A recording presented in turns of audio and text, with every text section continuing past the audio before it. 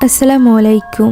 স্বপ্নের জগতের এক ভয়ানক জিন যে কিনা ঘুমন্ত অবস্থায় স্বপ্নের মাঝেই খুন করছিল একের পর এক মানুষকে। তবে অদ্ভুত ব্যাপার তো তখন ঘটে যখন রেসপাতি নামের একজন ছেলে নিজের স্বপ্নতে এই সকল খুন হতে দেখতে পায়। ধীরে ধীরে বেরিয়ে আসে গভীর রহস্য, যেখান থেকে জানা যায় যে যারা মারা যাচ্ছিল তারা সকলেই ইন্দোনেশিয়ার একটা বিশেষ গ্রাম থেকে এসেছে, যে গ্রামের নাম বাজিং জো। রেসপাতির নিজের পূর্বপুরুষও ওই গ্রামেই বাস করত। এখন ওই জিন কেনই বা ওই গ্রামবাসীদেরকে নিজের শিকার বানাচ্ছে? কি উদ্দেশ্য রয়েছে তার এই খুনের পেছনে? রেসপাতি কি পারবে তাকে আটকাতে? জানতে হলে দেখতে হবে আজকের এই পুরো গল্পটি, যেটা ইন্দোনেশিয়ান একটি সত্য ঘটনাকে অবলম্বন করে তৈরি করা হয়েছে, যার নাম রেসপাতি। তাই চলুন আর দেরি না করে এখনই শুরু করা যাক সদ্য মুক্তি পাওয়া এই ইন্দোনেশিয়ান মুভির গল্প। গল্পটি শুরু হয় এক অন্ধকার ভয়ানক রাতে, যখন রেসপাতি নামের একজন ছেলে গভীর ঘুমিয়েছিল।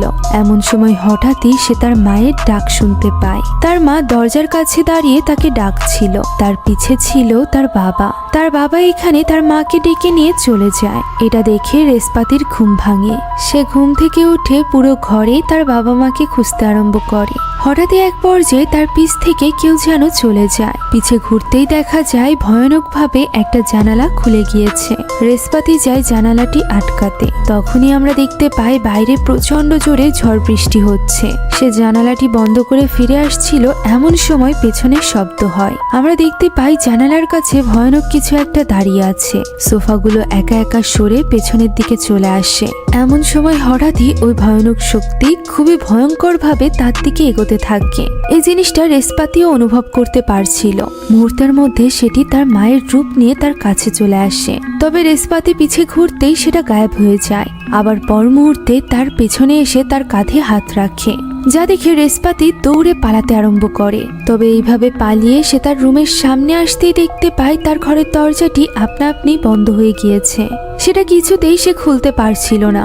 এদিকে তার মায়ের রূপে ওই ভয়ঙ্কর শক্তি তার দিকে এগিয়ে আসছিল। একটা পর্যায়ে সে দরজাটি খুলতে সক্ষম হয় এবং ভেতরে গিয়ে দরজাটি বন্ধ করে দেয়। তবে ওই শক্তি তখনও পর্যন্ত দরজাটি খোলার চেষ্টা করছিল।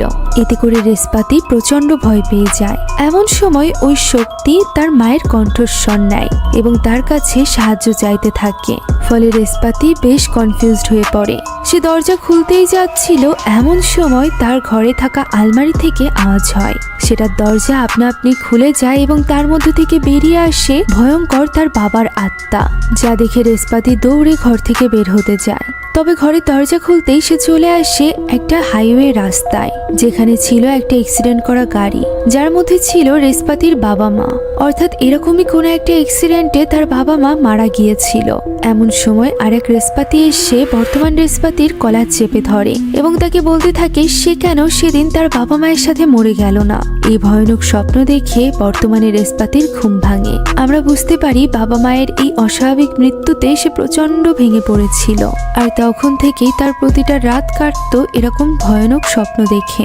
রেসপাতি তার দাদার সাথে থাকতো। ওই দিন স্কুলের জন্য সে যখন রেডি হয়ে বের হচ্ছিল, তখন তার দাদা একটা নিউজ দেখছিল, যে নিউজে বলা হচ্ছিল যে একজন মহিলাকে মৃত অবস্থায় পাওয়া গিয়েছে। বেশ কিছুদিন ধরে এই শহরে এরকম ঘটনা ঘটছে। ঘুমের মধ্যেই মানুষ মারা যাচ্ছে। এখন স্কুলে যাওয়ার জন্য রেসপাতি একটা বাসে উঠে বসে, যেখানে কিছু সময়ের জন্য তার চোখ লেগে যায়। চোখ মেলতেই হঠাৎ করে সে তার সামনে ভয়ানক কিছু দেখে চোখ বন্ধ করে বসে। আমরা দেখতে পাই তার সামনে ঝুলে ছিল তার বাবা মায়ের ভয়ঙ্কর লাশ, যারা কিনা তখনও পর্যন্ত তার কাছে সাহায্য চাইছিল। এরকম ভয়ানক স্বপ্ন সে প্রায়ই দেখত। আর এই স্বপ্ন দেখার ভয়েই সে ঠিকমতো ভাবে ঘুমাতে পারত না। ওই দিন ক্লাসরুমেও তার এই ভয়ানক স্বপ্ন দেখেই ঘুম ভাঙে। তার এই পরিস্থিতির ব্যাপারে একমাত্র তার বেস্ট ফ্রেন্ড তীর্থাই জানতো। তীর্থার ব্যাপারে বলতে গেলে সে খুবই দুষ্টু প্রকৃতির ছেলে ছিল। আমরা দেখতে পাই একজন গার্লফ্রেন্ডকে তার বয়ফ্রেন্ড চিট করছে, এই খবর দিয়ে সে তার কাছ থেকে টাকা নেয়। তবে অন্যের জন্য সে দুষ্টু প্রকৃতির হলেও রেসপাতির জন্য ছিল তার পরিবারের মতো। তাই তো সে রেসপাতির এই কন্ডিশন নিয়ে ভীষণ চিন্তিত ছিল। সে এটাও খুঁজে বের করেছিল যে গত কয়েকদিন যাবৎ এই শহরে যাদের মৃত্যু হচ্ছে তাদের ভাষ্য মতে একদিন আগের রাতেও তারা তাদের প্রিয় মৃত মানুষের সাথে দেখা করেছে।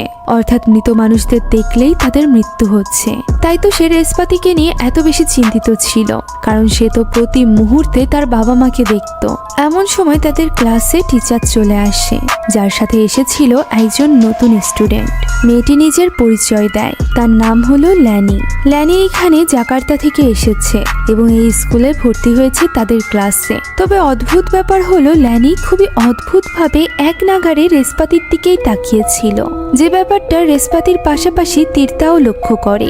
এমনকি সে বেঞ্চে বসার পরও অদ্ভুতভাবে রেশপাতির দিকেই তাকিয়ে থাকে। এই ঘটনার পর তীর্থা তার ব্যাপারে বেশ খোঁজ খবর নেয়, যেখান থেকে সে জানতে পারে ল্যানিকে তার গত স্কুল থেকে বের করে দেওয়া হয়েছিল, কেননা সে ক্লাসের মাঝে প্রায়